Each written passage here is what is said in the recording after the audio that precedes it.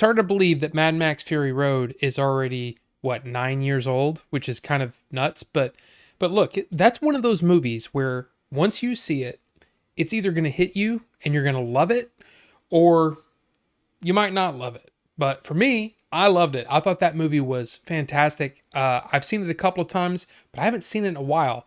But yeah, I love that movie. So when I heard that they were going to do a prequel, I was kind of like, isn't George Miller kind of getting up there? I'll believe it when I see it. But here we are. Anya Taylor-Joy takes over the role from Charlize Theron, and here we go.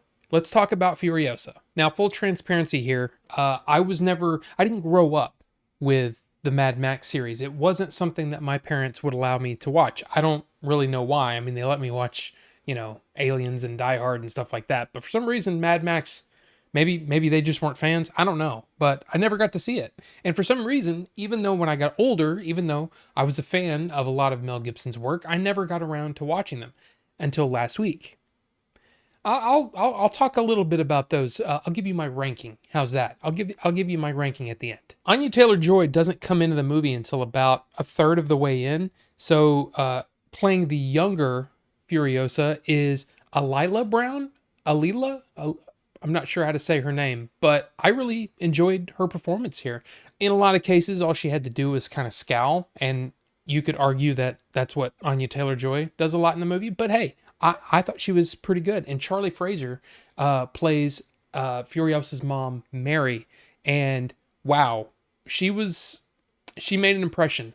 Kind of a badass. When Anya Taylor-Joy finally makes her way into the movie, she's silent but deadly.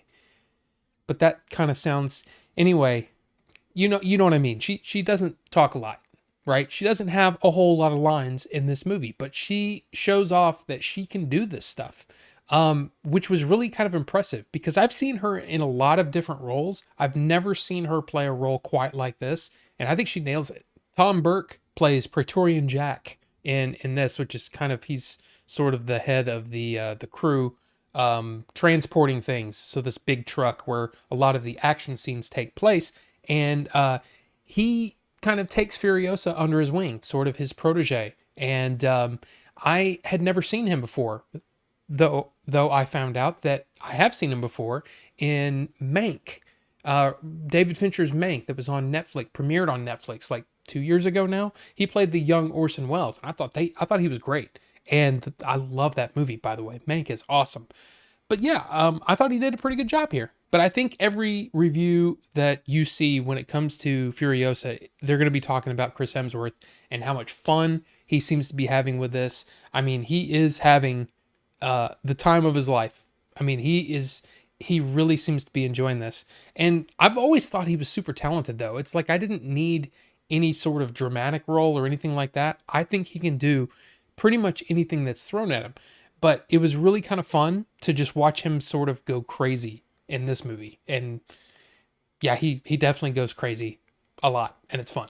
Technically, the movie looks amazing. The movie sounds amazing. I'll tell you, the sound design and the sound mix are, man, if this isn't up for an Oscar for those categories alone, I would be shocked because it was fantastic. It might be worth anyone, like whether you like the movie or not, it might be worth buying the 4K disc just for the sound mix and the sound design, because it is fantastic. And I'm really excited to watch it again with that in mind. Now, like I said before, I hadn't watched the Mad Max movies before, so getting to watch all of those movies and getting to watch George Miller's sort of progression, I mean, the guy is going to go down, I think, as one of the greats. I mean, the way that he frames things, the way that he shoots things, it's so creative. The way that he sets up shots, I really love watching his movies.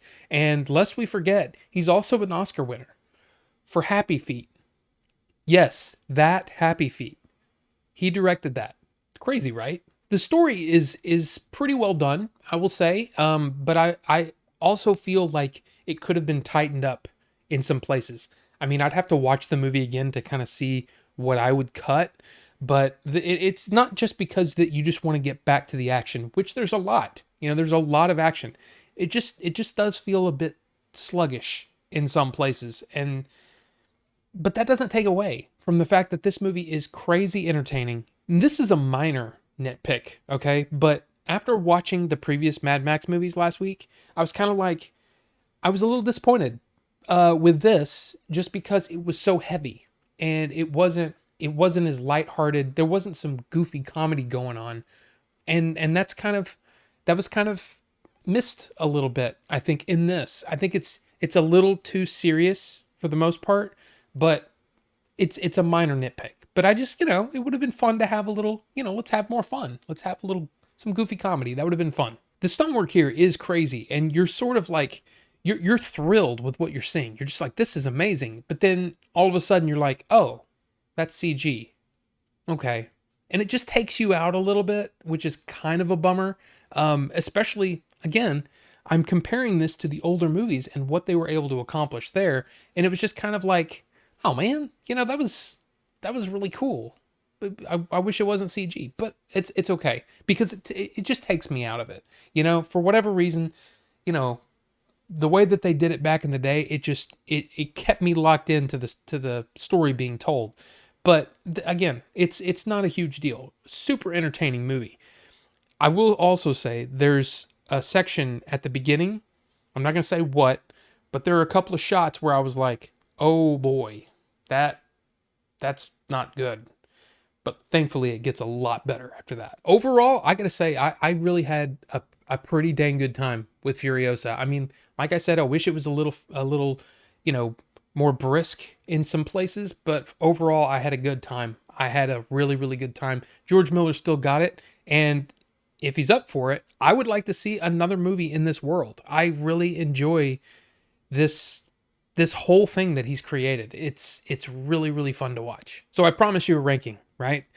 For me, it's Fury Road, then Furiosa, then Thunderdome, Road Warrior, Mad Max. So it's almost, backwards release order, the soonest first. But Fury Road is just, it's hard to beat that movie.